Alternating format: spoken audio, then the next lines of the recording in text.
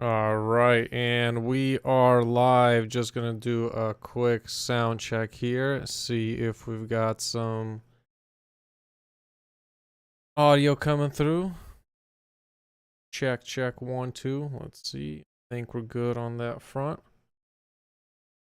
Right, and then are we good on this front here? Right, and then are we good on... Yes, we are. And we are live, fully running, and ready to go. Welcome back, everybody, on yet another episode on the series that just can't stop coming back, which is the exposure of Hydee Feldstein Soto, the current Los Angeles city attorney, who is involved in countless number of scandals. And today I'm going to walk you through yet another one of her scandals. There's a beautifully written article. If you don't care to listen through the entire stream, no problem, I got you. I'm going to be posting a link to this whole Substack article that you can actually go and watch and read for yourself. So I'm going to go ahead and put that in the chat right now. Let's go ahead and just make sure that I have it in every stream here. Right, make sure it's on there. So there you go, everybody. You can go ahead and click on that link for the Substack. I just started the Substack, and it has everything that I'm going to talk about today and more. It has links to documents, or actually it has links to videos. It has photos of documents. It has links to other channels. Everything you could ever possibly want to know about what we're going to discuss today on the stream. You could just skip it all if you want to and read the article. But without further ado, let's get right into it and explain a little background for those that don't know who Hydee is and what her role is within the city of Los Angeles. So the way that the city of Los Angeles works is that it is separated into two distinct entities for how they handle criminal cases. On one side, you have the district attorney's office, which is beholden to the county, and it is a publicly elected position. So the district attorney's office right now just had their new district attorney assume office. His name is Nathan Hochman, just at the close of last year. And right now, we actually have elections coming up for Los Angeles for the city attorney's office. And the way that the city attorney's office works is that they are the office that actually prosecutes misdemeanor cases, whereas the district attorney's office is the one that prosecutes felony cases. But not only that, we actually have a lot more responsibility. There's actually a lot more responsibility than meets the eye when we talk about the city attorney's office. So the city attorney's office, one of their big responsibilities, like I said, is to prosecute criminal cases. Yes, of course, that's all well and good, but it does not end there. So on another hand, they actually staff each and every city committee as well as every city commission with a deputy city attorney to preside over the meeting to make sure that the meetings are run lawfully, smoothly, and obey procedure. So this includes your regular city council meetings that are held 3 times a week. This includes all the different committees like budget and finance, like transportation, energy and environment, so on and so forth. It also includes, like I said, the commissions. For example, you have the Commission on Disability, and countless other commissions that are run within the city. So they staff each and every one of those meetings with a deputy city attorney to make sure that the rules are followed. For example, that there's enough board members present to actually have a meeting. And if there aren't, then there has to be a declaration as such and follow up that meeting minutes are officially taken and recorded and so on. So that's another leg of what the city attorney's office is responsible for in addition to criminal prosecutions. But not only that, in addition, the city attorney's office is also responsible for any and all litigation against the city. So when anybody wants to sue the city, It is, in fact, the city attorney's office that defends the city in court. So if somebody's filing a civil case against the city, that is, in fact, the responsibility of the city attorney to completely manage that entire litigation. But not only that, okay, not only that. I feel like I'm one of those old ShamWow commercials. But wait, there's more.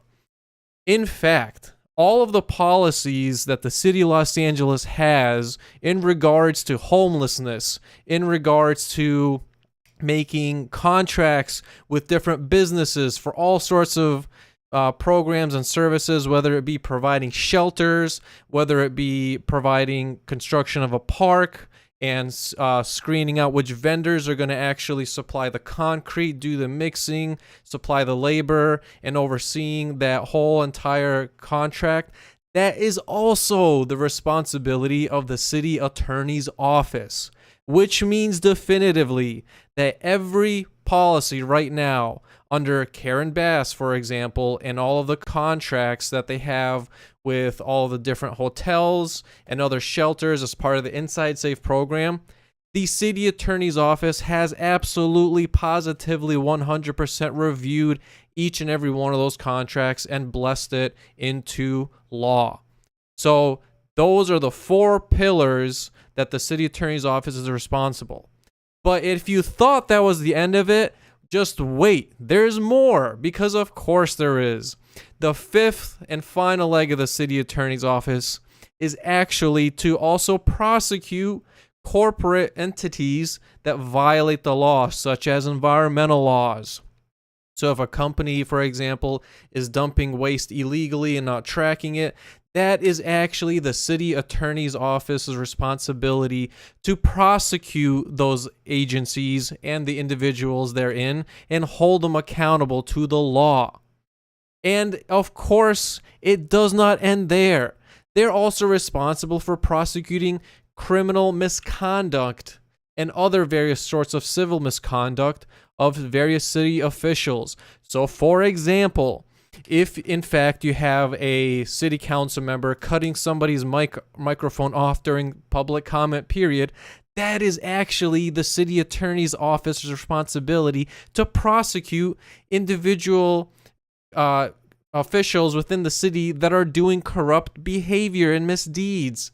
They are actually supposed to prosecute them, and as an oversight to make sure that the city attorney's office and the city attorney herself is doing her job, we actually have the district attorney's office, where Nathan Hochman and his deputies are actually also legally responsible for making sure that if Hydee doesn't do her job, that she is prosecuted, as well as the deputies inside the office are also prosecuted, in addition, of course, to the actual city officials that did the misconduct in the first place.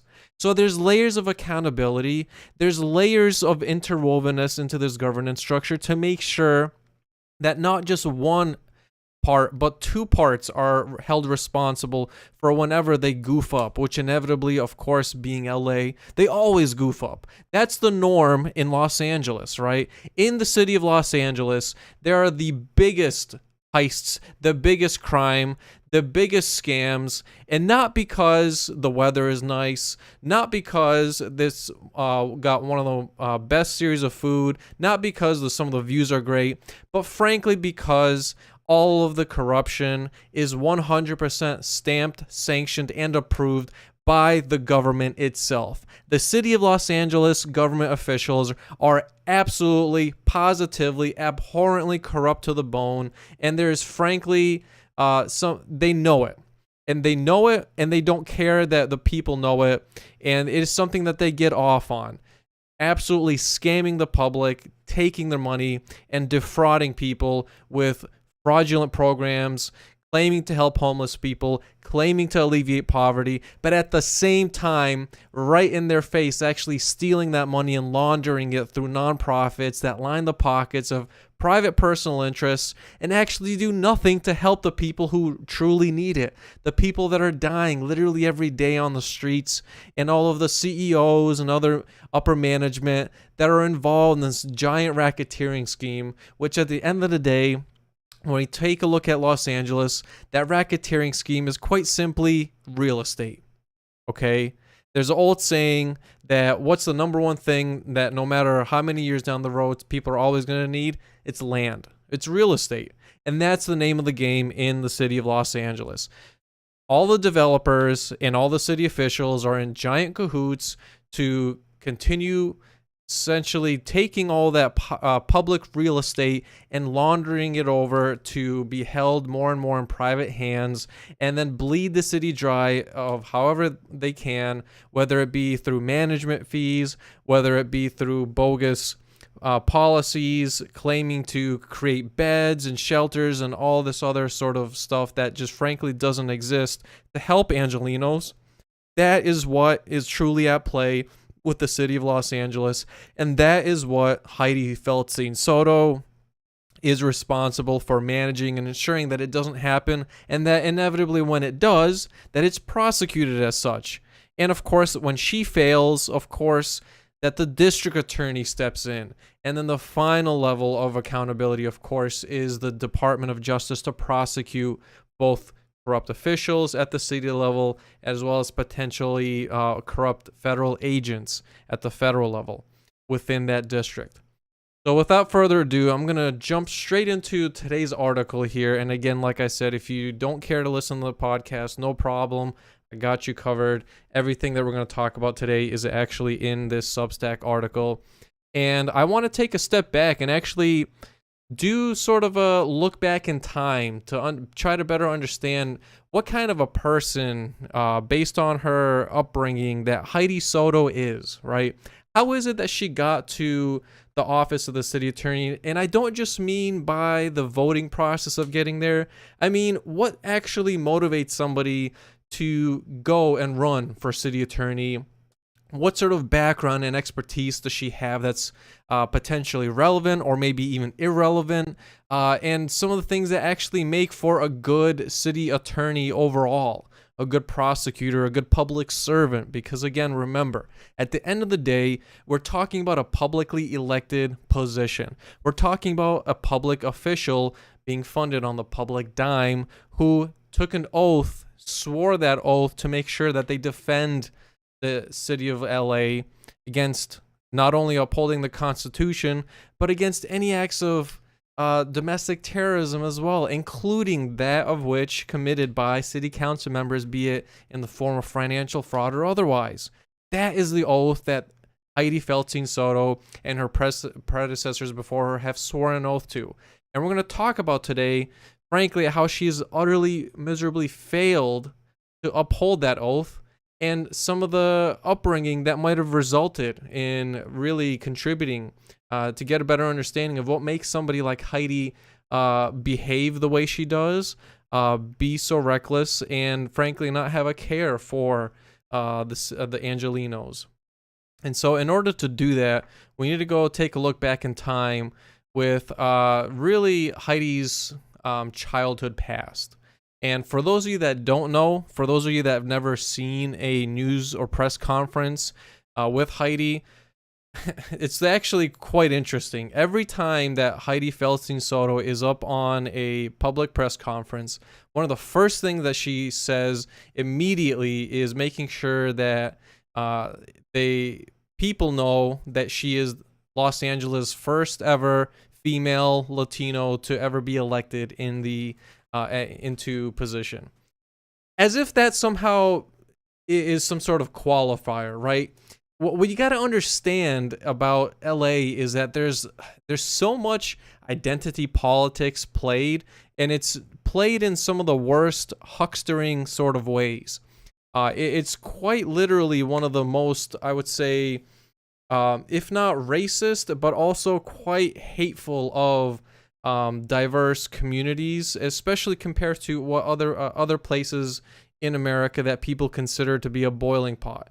If you talk about cities like New York City, Seattle, and so forth, and see how diverse they are compared to a very well-known international city like Los Angeles, you would be surprised at how very low on the welcoming and diverse scale that Los Angeles is. And it has this sort of stereotype that people think of, well, isn't Los Angeles just, so extremely left and super woke and progressive? And the real answer is actually hell no. Anybody that's spent any actual time here and gotten to know, they will quickly realize just how extremely conservative and far right wing the politicians here are.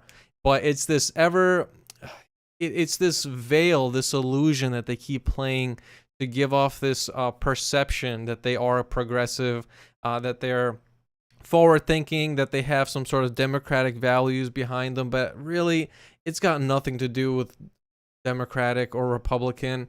By and large, LA just has extremely authoritarian, totalitarian, highly dictatorial government officials that will stop at nothing and use every tyrannical means necessary and possible to quash your freedoms and just take advantage of the public, defraud everybody, and not feel any sort of remorse for it. And so it's with that understanding that you need to go into to be able to fathom just how bad not only things in LA today are, but some of the culture at the government level that's helped enable some of that. And that's really the true story of LA. And people, again, when they think about LA, they really are thinking about some of the illusions put out there by some of the more progressive areas of Hollywood. But again, that's not really what LA is. And especially when you talk about the level of wealth that's present in LA, really that's you're looking at very exceptionally high net worth individuals, and the fact of the matter is a lot of these folks do not want to make sure that they don't want anybody else to have any sort of wealth generation. And so it's this sort of race to the bottom of hoarding as much wealth as possible and using the government to whatever extent they possibly can to make sure that happens. So one of the things that we're actually going to get into is the history of Hydee Feldstein Soto and how exactly she even came to be a lawyer in the first place, and then eventually the city attorney. So again, now that we've covered this backdrop that Hydee loves to give about herself, where she's, the first ever Latina woman to be in the city attorney's position. Her roots actually started off with her father, who was a lawyer himself. And he's actually well known for a particular case in Martinez Rodriguez v. Jimenez in Puerto Rico. It's a case filed in August 1975, presided over by Judge Juan Torruella. And if I butchered that last name, I apologize. But basically, this is a case where there's horrific conditions at a jailhouse, and her father, actually, Stanley L. Feldstein, he actually stood up and did a fantastic job of making sure that this highly, highly unkempt and frankly corrupt jail system was dismantled. And in fact, he was able to achieve that. So his co-lawyers beside him were Roberto Busso, Rafael Bach, and Francisco Romo. And it was the San Juan District Jail, also known as La Princesa. And basically, the outcome of this case was that after a multi-day trial hearing and a physical inspection of the jail by the judge, which occurred around February 1976, the court determined that there was extreme overcrowding in the jail. There was even minors housed with adults, rampant violence and sexual abuse, severe understaffing, people sleeping on the floors, and essentially what you can best describe as an environment equal to a dungeon without a bed. The judge concluded basically that La Princesa jail was totally unfit and inadequate to operate as a jail. And so the court therefore actually ordered a permanent injunctive relief over the jail administration, where they specifically shut down La Princesa on a set timetable. The district court opinion was given actually on my birthday, interestingly enough, and the date to be closed was as such. The case summary that we have from that case basically states that it was to be permanently closed around mid-1976.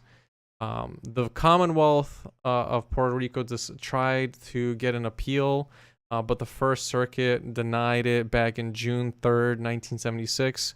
And again, hats off to Stanley L. Feldstein, where he was actually able to get attorney's fees for the plaintiffs that brought forward this suit on March 23rd, 1977. And frankly, as far as civil cases go, that's a pretty fast turnaround. We're talking about 2 years overall, and such a great closure to the end of it all, where you have abhorrent conditions, frankly similar to some of the disgusting acts that Los Angeles knows very well at the hands of ex-sheriff Lee Baca, who was actually convicted for much of this misdeeds within the LA County Sheriff's jails. Notorious for all sorts of disgusting abuse towards inmates. And so that's actually quite a noble case that he was involved with. Hydee has actually also repeatedly remarked about her father. She's remarked that he was a significant factor in her decision to embark as a lawyer. And she basically followed in her father's footsteps. She worked primarily as a bank lawyer, a corporate lawyer, as they sometimes say. And then she was officially sworn in as city attorney back in December 2022. Most interesting, though, that I find is that prior to her assuming the office, she had actually retired from being a corporate lawyer for the last decade. So she had taken quite a bit of time off from the profession overall before assuming the role of city attorney. So she had worked her entire life exclusively as a banking lawyer. We can actually see some of her history with banking and corporate law. One of the things that the Michelle McGinnis case clearly shows is that Hydee was actually one of the lead lawyers for the Arthur Andersen accounting firm, which, again, for those of you that don't know, she served during the same time period where the Enron Corporation had employed Arthur Andersen Accounting Company to commit its wide-scale financial fraud. And that's a very key piece of information to keep in the back of your mind. Very, very key. But most interesting, at least to me, when I see instances of deep-seated corruption, and we'll get into some of the examples here in just a bit, of people like Hydee Soto, who had a great mentor, a very powerful, well-respected attorney, and role model for a father to grow up and essentially, learn from.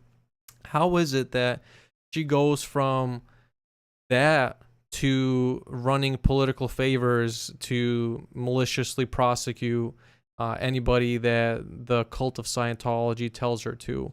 And on that same note, how is it that she does not prosecute violent offenders that are either Scientologists or agents of Scientology in the past year and a half?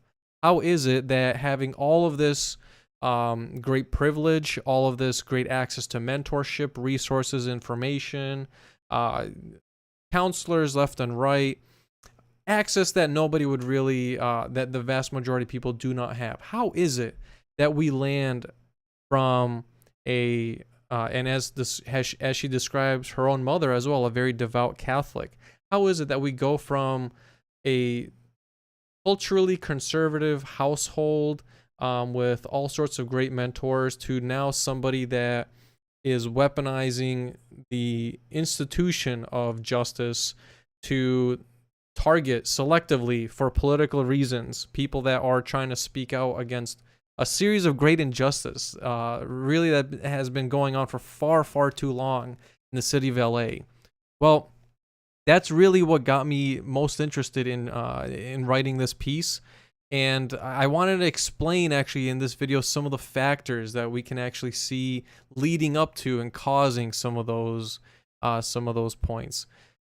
So one of the things I want to talk about is, again, what are some of those factors that can lead somebody to go down that path? Well, interestingly enough, when somebody is born into that much privilege, even though they're guided by mentors, they still come out the other end as leading this life of protecting the system at all costs. And here's some of the ways that they can justify essentially running political favors for a child trafficking cult. You got to understand how the human mind, how the human psyche works, where they try to compartmentalize how such behavior is acceptable morally, legally, and otherwise. And some of the ways that happens is these early grooming into power structures, which can sometimes lead children of very respectable families, such as that of Hydee's, essentially being quietly brought into networks of influence where, ethics and legality are just in a very gray area, and they're understood more so as a tool of loyalty to the group rather than overall universal moral principles. These networks, of course, they can include elite schools, political circles, or even corporate mentorships, especially when you're just out of school and you're looking for that first job. That's essentially where you can be primed to look and learn that law and morality are simply tools to achieve whatever means you want to, not constraints. They're not roadblocks or things to stop and consider, but rather tools to help you overcome and achieve whatever end you wish to, and however you wish to.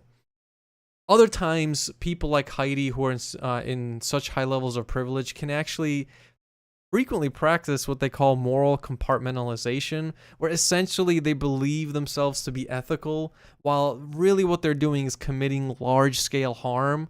But so long as they see their role as protecting a greater system, aka the state, the city, the economy, national security, etc., it's justified.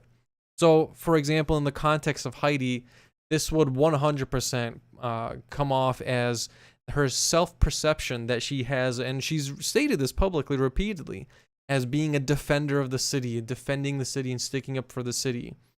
But the funny part is, this is so hypocritical and just riddled with dogma. She has such a proven track record of refusing to prosecute corrupt city council members who are quite literally today and in moments past under her tenure actively committing fraud particularly through homeless programs, and she hasn't done a thing about it. She hasn't prosecuted them. She hasn't gone forward with any statements. She hasn't testified to Congress. She's actually been there at the helm of leading much of this contract negotiation and essentially helping and enabling them to do it. So that's one aspect, right? So she's also lobbied very actively, I might add, for laws to limit liability payouts for victims. And you can actually see this, most interestingly, in the video interview that takes place at the Sherman Oaks Homeowner Association, where she is interviewed by a member of the association, but also there was an open discussion where people from the public could ask questions. And one of the things that she was confronted on is why she has been repeatedly trying to limit how much of a payout the city gives to victims, especially, for example, like those of Michelle McGinnis, who were wrongfully fired for being a whistleblower, or those people that are victims of excessive force by the LAPD. She wants to limit how much those victims get. And that's just absolutely horrible. And luckily, so far, all of her attempts have actually miserably failed.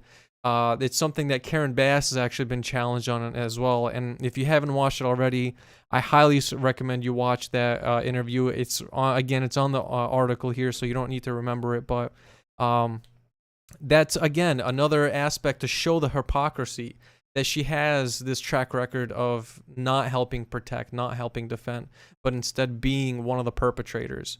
And of course, recently in the past year, running political favors for the biggest, most notorious child trafficking cult there is, the cult of Scientology, where she has repeatedly and aggressively gone after anybody that dares criticize Scientology with meritless charges, arrests, and nothing against the agents of Scientology that are actually doing and causing the harm, but everything towards the protesters, everything towards the people that dare speak out against Scientology, everything towards the favor of Scientology. And again, one of the things that hopefully you'll see with this article is that Hydee just has this pattern of trying to rationalize and cover up her atrocities as sort of necessary evils, right? And sometimes children growing up in circumstances like her may have also witnessed actual high-level authority figures even bending or breaking laws without any sort of consequence.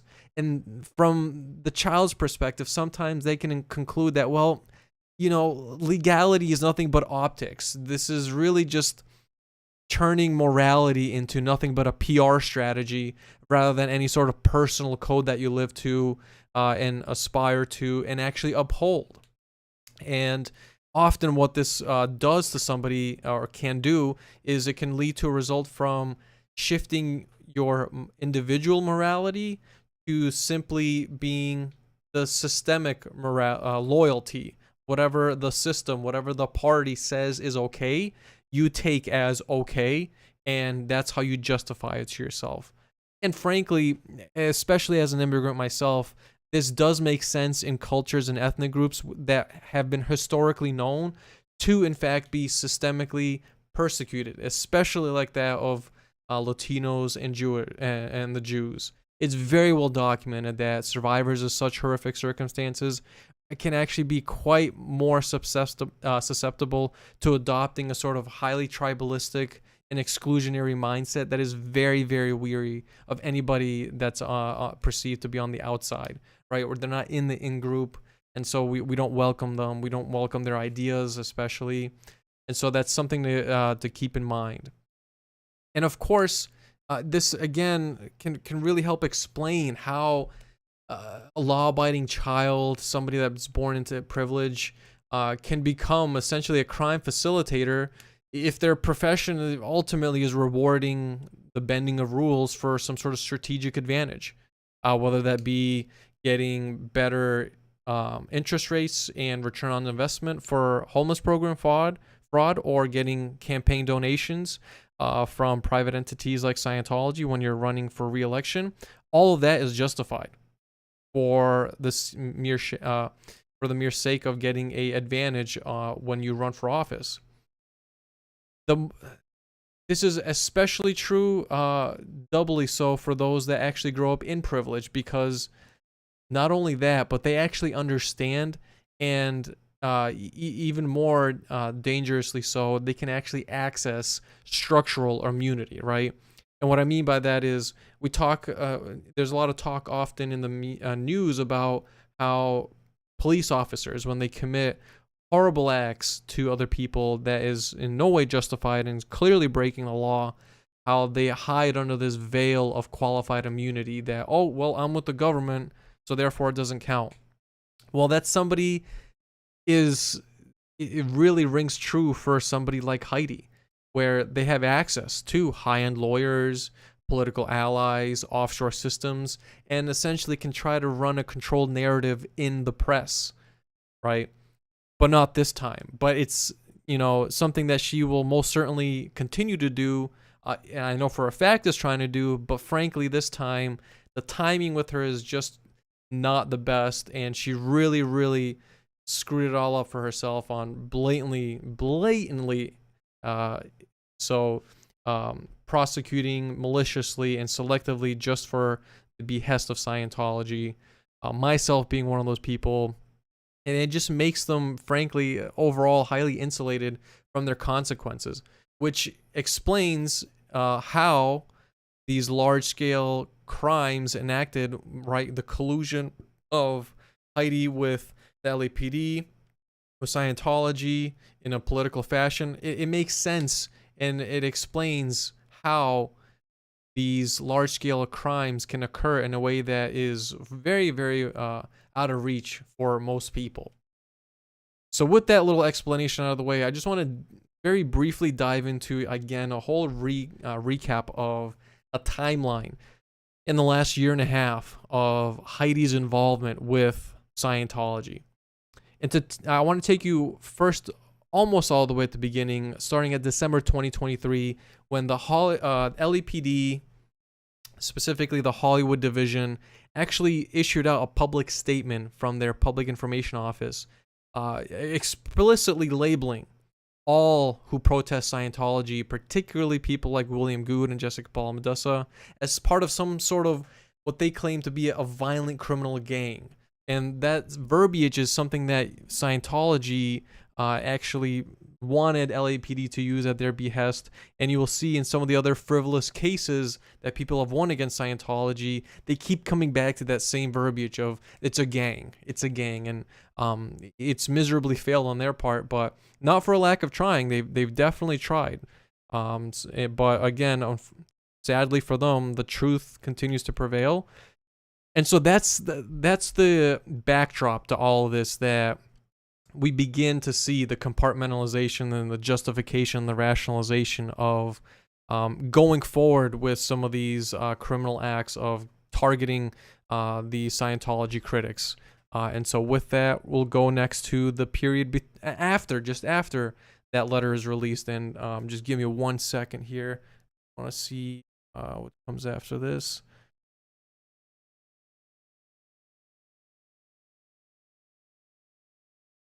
Okay, so the period right following that, we see quite a number of violent acts being committed towards the protesters.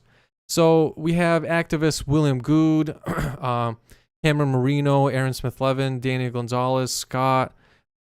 We have Jessica Palma, Confident Chris, and all these other folks that have been victims of very horrific acts by Scientologists or agents of Scientology.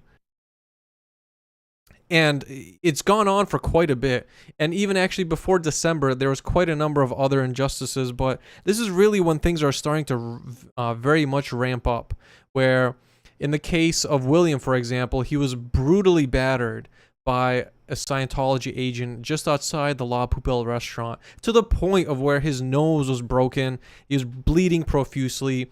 And even after the LAPD showed up and the perpetrator who violently attacked William, at no fault of William's, totally unprovoked, the perpetrator who attacked William was being hidden and safeguarded by Scientology inside the La Poubelle restaurant. After William submitted a police report and requested a PPA, that person was never charged. They were never arrested.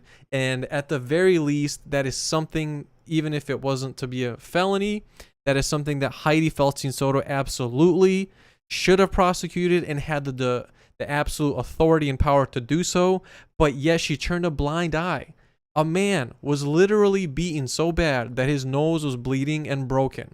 And Hydee saw nothing wrong with that. She saw that as totally okay and acceptable, specifically because it was an agent of Scientology that did it. Not only that, Jessica, during the same period, has also been repeatedly stalked and harassed by various Scientology agents. And in fact, one of them, there's literally a video clip of him being spoken to by one of the Scientology security guards over at the Celebrity Center, or the Info Center, excuse me, over at the Hollywood Boulevard. He's known as Scooter Guy, where they were literally on video, okay, giving him money, talking about giving him money to continue his acts of harassment and stalking and violence overall. That's the kind of stuff that Hydee should go after to protect Angelenos. That's the kind of stuff that makes it dangerous to protest.